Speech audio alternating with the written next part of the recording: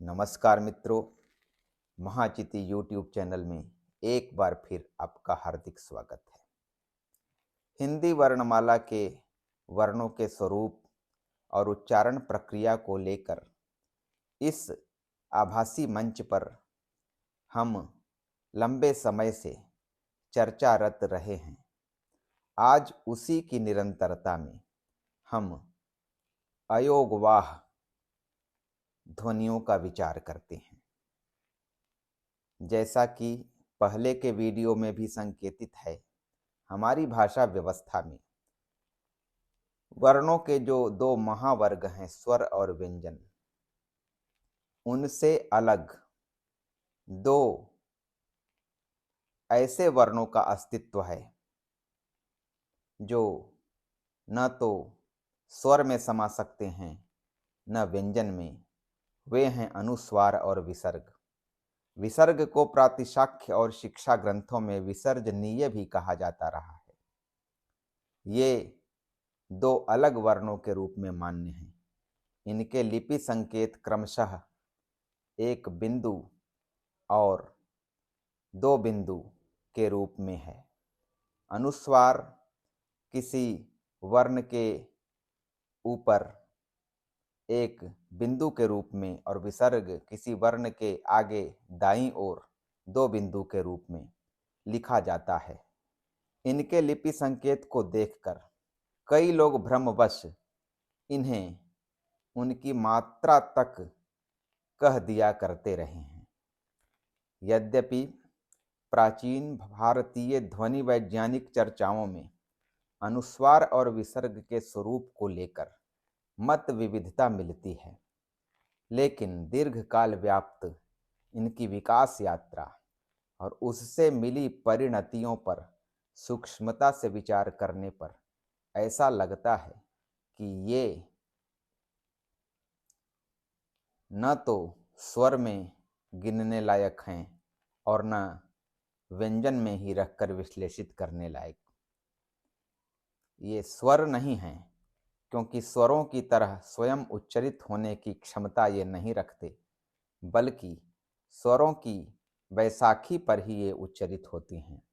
ये व्यंजन भी नहीं हैं, क्योंकि व्यंजनों की तरह सहारा देने के लिए स्वर इनके आगे या पीछे में से कहीं भी नहीं आ सकता, बल्कि स्वर सिर्फ इनके पहले आकर इन्हें सहारा देता है। जैसे अह। अनुस्वार को प्रकट करने के लिए हम अम का प्रायः प्रयोग करते हैं और विसर्ग को प्रकट करने के लिए अह। वर्णमाला में शिशुओं को जो भाषा शिक्षण के लिए प्रारूप परोसा जाता है वह यही है। अह के रूप में क्रमशः अनुस्वार और विसर्ग को संकेतित करने की प्रणाली प्रातिशाख्य काल से ही दिखाई देती है। शेष वर्णों की तरह न तो ये आपसी संयोग कर पाते हैं और न किसी अन्य वर्ण से प्रकृत संयोग ही कर पाते हैं।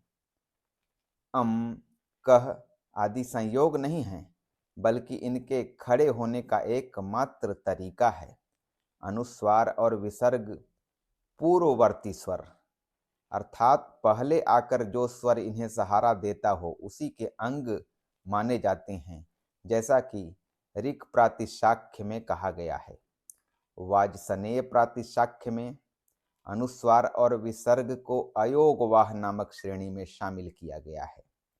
वैसे ध्यान देने लायक बात यह है कि वाजसनेय प्रातिशाख्य में इस श्रेणी में यानी अयोगवाह श्रेणी में केवल अनुस्वार और विसर्ग नहीं है, बल्कि जिह्वा मूलीय, उपधमानीय, यम और नासिक्य यानी हुम भी शामिल किए गए हैं। इनके बारे में यहाँ विस्तार अपेक्षित नहीं है। पिछले वीडियो में आपके सामने इनके बारे में कुछ जानकारियां परोसी गई थी। अयोगवाह नाम के विषय में हिंदी के महान वैयाकरण किशोरीदास वाजपेयी का मत है। वर्णों की दो श्रेणियों में से किसी के भी साथ इनका जातीय योग नहीं है। इसीलिए इन ध्वनियों को अयोगवाह कहते हैं। न स्वरों से योग, न व्यंजनों से, फिर भी अर्थ वहन करते हैं, इसीलिए अयोगवाह। हिंदी शब्दानुशासन में वाजपेयी जी का यह कथन आया है। दूसरे शब्दों में हम कह सकते हैं कि जिनका स्वर और व्यंजन दोनों से मेल नहीं बैठता, फिर भी भाषा व्यवस्था में जिनका वहन किया जा रहा हो, वे हैं अयोगवाह। वाजपेयी जी अनुस्वार नाम की एक व्युत्पत्ति यह भी बताते हैं कि स्वर के अनंतर आने से ही अनुस्वार, क्योंकि अनुस्वर से अनुस्वार शब्द बना है उनके अनुसार। इसी तरह वे विसर्ग के लिए भी कहते हैं कि एक झटके में विसर्जन। उच्चारण प्रक्रिया को लेकर यह बात वाजपेयी जी शायद कह रहे हैं।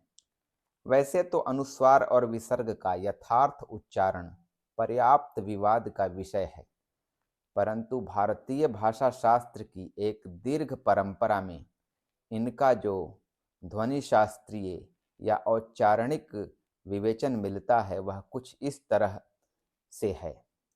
विसर्ग के बारे में कहा जाता है कि इसका उच्चारण स्थान कंठ है। बाह्य प्रयत्न की दृष्टि से अगर देखा जाए तो प्राणता के विचार से महाप्राण और घोषत्व के विचार से अघोष अर्थात विवार या श्वास। अनुस्वार के बारे में यह कहा जाता रहा है कि बाह्य प्रयत्न की दृष्टि से बाह्य प्रयत्न में प्राणत्व के विचार से अल्प प्राण, घोषत्व की दृष्टि से सघोष और उच्चारण स्थान पर तो विवाद है।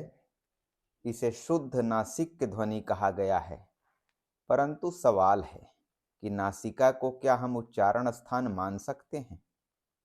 एक तर्क से उच्चारण स्थान यदि है तो कर्ण भी होना चाहिए।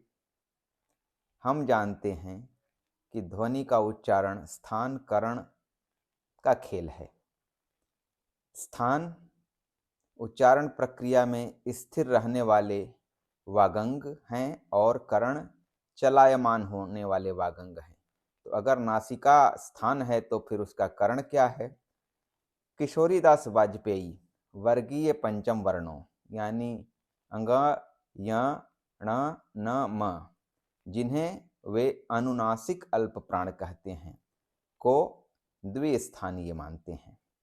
कंठ आदि के साथ नासिका भी इनके स्थान के रूप में उन्हें मान्य है। वे अनुस्वार का स्थान भी नासिका को ही मानते हैं। हिंदी शब्दानुशासन नामक ग्रंथ में उनका यह विचार है।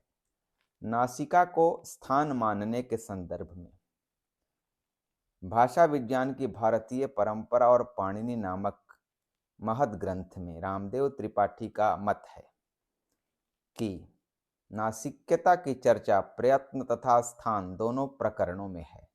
जिन वर्णों का उच्चारण बिना नासिका की सहायता के भी हो सकता है, उनके लिए यह एक गुणमात्र है, जैसे अ, म आदि। पर अंग, य, ण, न, म का तो यह स्वरूप विवर्तक ही है, अतः गुण या बाह्य प्रयत्न नहीं, स्थान है। वाजपेयी जी हिंदी शब्दानुशासन में अनुस्वार और अनुनासिक का भेद कुछ इस तरह से प्रकट करते हैं। उनकी मान्यता है कि अनुस्वार जिस स्वर के सहारे खड़ा होता है वह उससे पृथक ध्वनि है, जबकि अनुनासिक कोई पृथक ध्वनि नहीं है, वह स्वर की स्वरूपगत चीज है। यानी दूसरे शब्दों में अनुनासिकता वर्ण गुण है, वर्ण का उच्चारण गुण है, स्वतंत्र वर्ण नहीं। इसी से वाजपेयी जी सानुनासिक स्वर इस तरह के पदबंध के प्रयोग को गलत मानते हैं।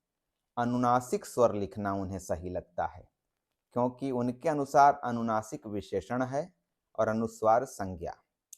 अतः अम आदि को सानुस्वार स्वर कहना उन्हें ठीक लगता है। अनुस्वार उनके मत से पृथक ध्वनि है, इसी से उसके उच्चारण की मात्रा को अलग से गिनकर तदाश्रय स्वर को गुरु या दीर्घ माना जाता है। यद्यपि स्वतंत्र वर्ण के रूप में अनुस्वार और विसर्ग की मान्यता प्राचीन काल से ही विवादित या संदिग्ध रही है, लेकिन भाषिक व्यवस्था में इस तरह स्थान जमा कर ये बैठे हुए हैं कि अलग वर्ण के रूप में इन्हें मान्यता प्रदान कर इनका विश्लेषण किया जाता रहा है। भाषिक व्यवस्था से इन्हें हटाना या स्वतंत्र वर्ण की पदवी से इन्हें बर्खास्त करना भी संभव नहीं है, क्योंकि इससे भाषा क्षेत्र में अराजकता ही फैलेगी। ऐसा लगता है कि बहुत प्राचीन समय से ही अनुस्वार और विसर्ग का मूल या स्वतंत्र उच्चारण विलुप्त होने लगा था। विसर्ग और ह दोनों का उच्चारण स्थान कंठ ही है। इसी से विसर्ग की ध्वनि ह से मिलती जुलती कोई ध्वनि रही होगी, लेकिन कालांतर में इन दोनों का सूक्ष्म भेद विस्मृत हो गया होगा, जिससे विसर्ग का उच्चारण ह की तरह ही होने लगा होगा, ह के अघोष रूप की तरह। हम पिछले किसी वीडियो में चर्चा कर चुके हैं कि पाणिनि के वर्ण समाम्नाय ऐ उन रील ऋक आदि में दो ह हैं, एक है वरट में अंतस्थ ह और एक हल सूत्र में उष्म ह।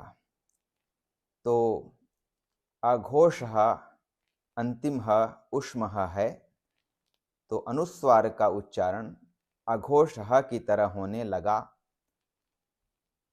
और उसी तरह से यहाँ थोड़ा सुधार करना चाहूँगा, अनुस्वार का नहीं, विसर्ग का उच्चारण अघोष ह की तरह होने लगा, और उसी तरह अनुस्वार का उच्चारण भी उसकी मौलिकता से हटकर वर्गीय पंचम वर्णों ग य ण न म की तरह होने लगा होगा।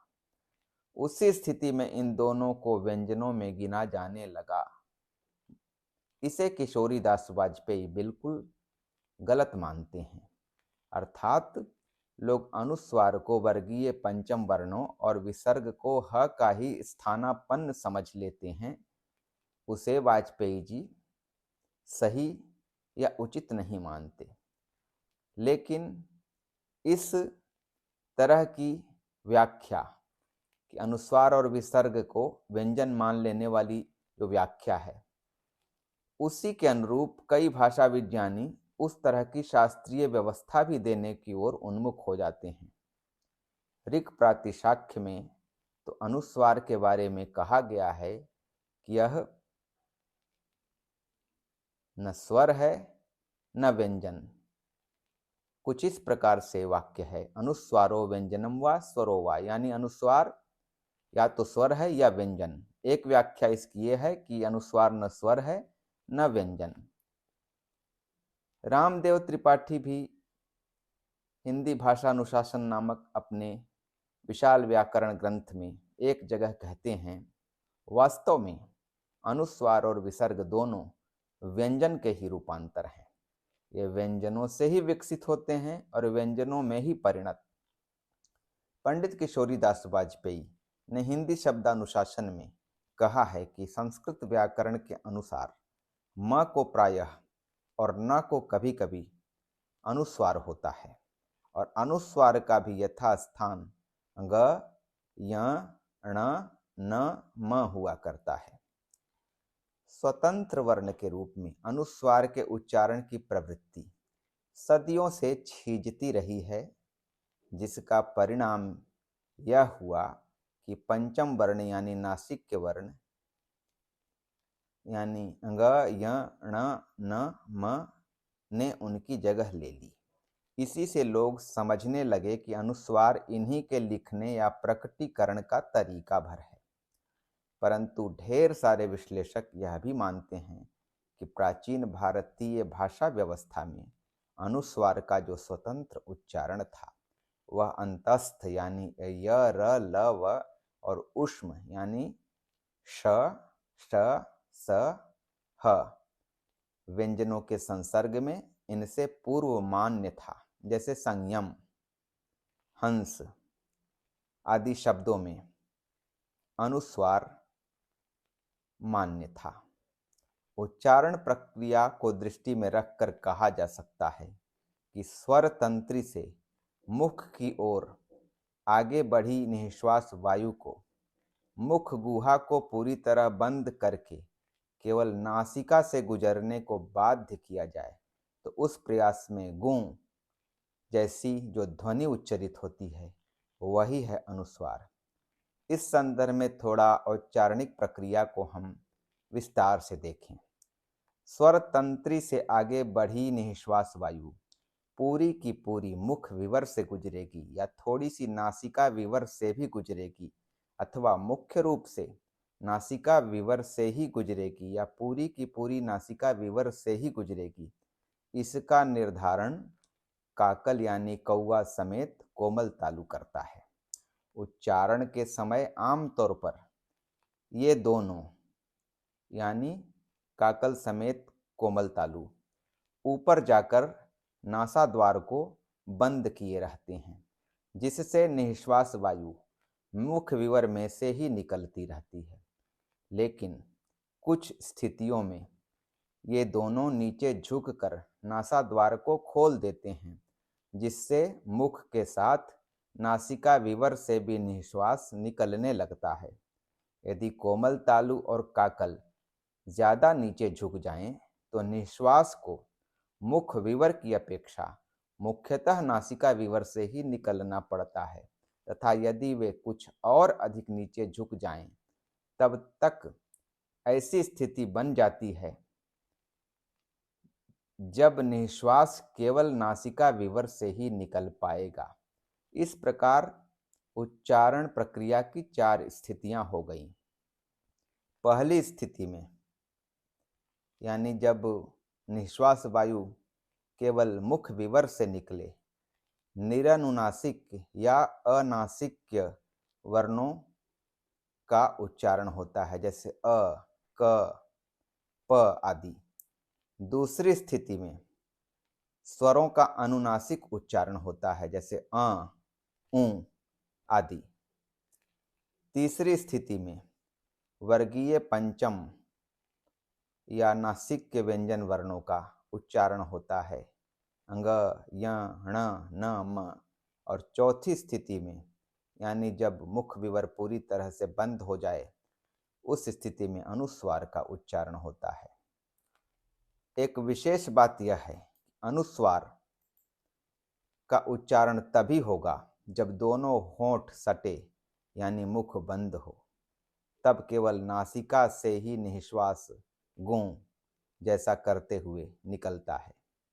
भाषा विज्ञान की भारतीय परंपरा और पाणिनि की पृष्ठ संख्या 311 पर रामदेव त्रिपाठी कहते हैं कि अनुस्वार को केवल नासिक्य की जगह ओष्ठ नासिक्य कहने का विचार सही है, क्योंकि शुद्ध अनुस्वार के उच्चारण के लिए दोनों होठों का सटा रहना आवश्यक है, नहीं तो वह ध्वनि अ इस प्रकार मुख नासिक्य हो जाएगी, केवल नासिक्य नहीं रह पाएगी।